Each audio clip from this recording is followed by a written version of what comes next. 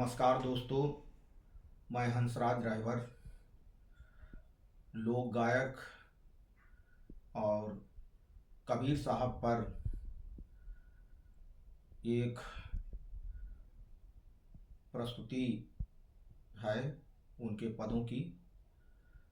तो उससे पहले प्रोफेसर राजेंद्र प्रसाद सिंह, जो भाषा वैज्ञानिक और हिंदी के विद्वान प्रोफेसर हैं, जिन्होंने कबीर पर रिसर्च किया है और उनका व्याख्यान इस तरह से है, आप लोग सुनिएगा। हिंदी के लगभग सभी आलोचकों ने कहा है कि कबीर पर नाथों सिद्धों का प्रभाव है। डॉक्टर रामकुमार वर्मा, आचार्य रामचंद्र शुक्ल आदि कबीर नाथों एवं सिद्धों के परंपरा में संत थे, सिद्ध ही थे। जो सिद्ध व नाथ थे वो बौद्ध ही थे। तो संत कबीर बौद्ध ही थे, श्रवण परंपरा के कवि थे। इसे उत्तर बुद्धिज्म कह सकते हैं।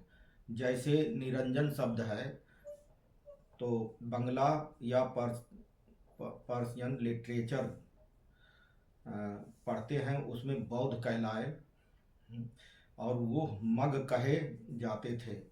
बुद्ध की पूजा निरंजन के रूप में की जाती थी। बुद्ध की पूजा सिद्धों और नाथों के परंपराएं कबीर और रैदास सभी ने निरंजन की व्याख्या की है। वो देखिए, कबीर का जो पद है, झीनी झीनी बीनी चदरिया, अपनी चादर खुद बुनते हैं और खुद ओढ़ते हैं। अप दीपो भव, अपना दीपक खुद बनो। ये चादर कैसी है जो मैली नहीं हो रही है। जस के तस धर दीन्ही चदरिया, अष्ट कमल दल चरखा डोले। कांधार से लेके और तमाम बुद्धिस्ट स्थापत्य तक की बात करते हैं। लोटस मेडोलियन, जिसे 8 चक्र जिसमें है, इस पद में चर्चा है। एक चरखा है कमल दल का और इसमें 8 दल हैं, मतलब 8 तीलियां हैं। ये बुद्धिज्म को दर्शाता है। तत्व क्या है?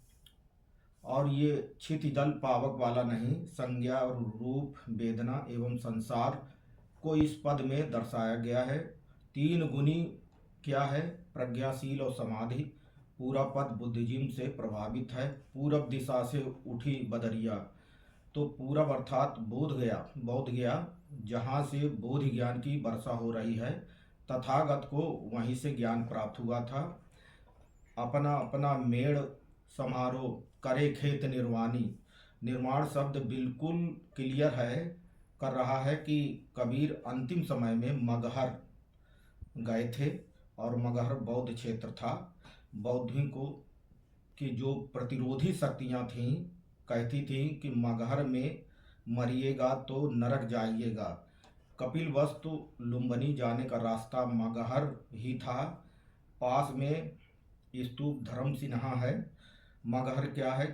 कबीर से पहले बौद्धों को मग कहा जाता था। मग को बौद्ध भिक्षु या बौद्ध अनुयायी, हर का मतलब घर है, और मग को मग, मोग, मोग आदि कहा जाता था। जैसे ममहर, ननहर, पीहर, मामा और नाना और पिता का घर, हर माने घर या गांव। यानी बौद्ध भिक्षुओं को घर या गांव, मगहर और मगध बुद्ध के ज्ञान की जगह है, क्षेत्र था। और सारी बीमारी उधर ही जाए बदनाम करते थे। पश्चिम के लोग उस क्षेत्र को शापित मानते थे। गुरु गोरखनाथ की परंपरा में कबीर थे, इसीलिए गोरखनाथ की प्रशंसा करते थे। गोरखनाथ बौद्ध परंपरा के ही गुरु थे, यानी बौद्ध ही थे। उनके गुरु पीर मच्छंदर नाथ, जिसे पीर से स्थावीर कहा जाता है। वहीं तुलसीदास जी ने गोरख नाथ को एक विरोध स्वरूप कहा था। उनकी कविता देखें, गोरख जगायो जोग भक्ति भगायो लोभ, गोरखनाथ ही कलयुग लाए हैं। एक शब्द गोरख धंधा कह के गुरु गोरखनाथ की कितनी बदनामी हुई है। कहीं पर इस शब्द को प्रतिबंधित किया गया है। होली में देखिए कैसे शब्दों का लोग प्रयोग करते हैं। कबीरा सरारा, जोगीरा सरारा, और कबीर गोरखनाथ क्या गाली गलौज के कवि थे। कबीर का जन्म बौद्ध स्थल सारनाथ तथा मृत्यु भी बौद्ध स्थल सारनाथ में हुई थी।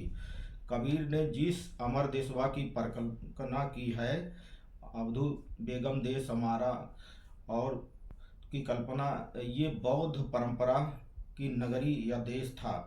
तो आगे उस पद को अब हम गीत के माध्यम से आपको सुनाने जा रहे हैं।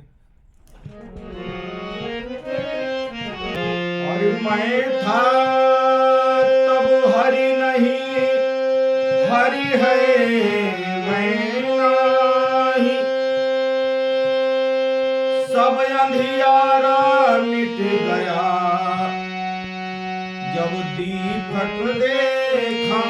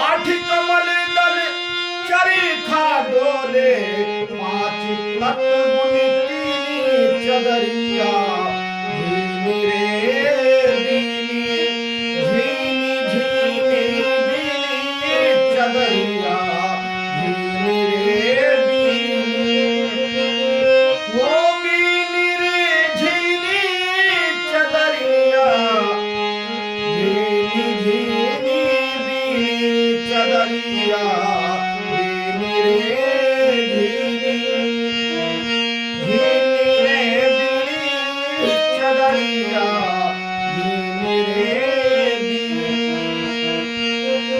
आठ कमल दर चरखा डोले, पाँच तुतुन तीनी चदरिया, और साईं को बिनत मास 10 लागे, साईं को बिनत मास 10 लागे,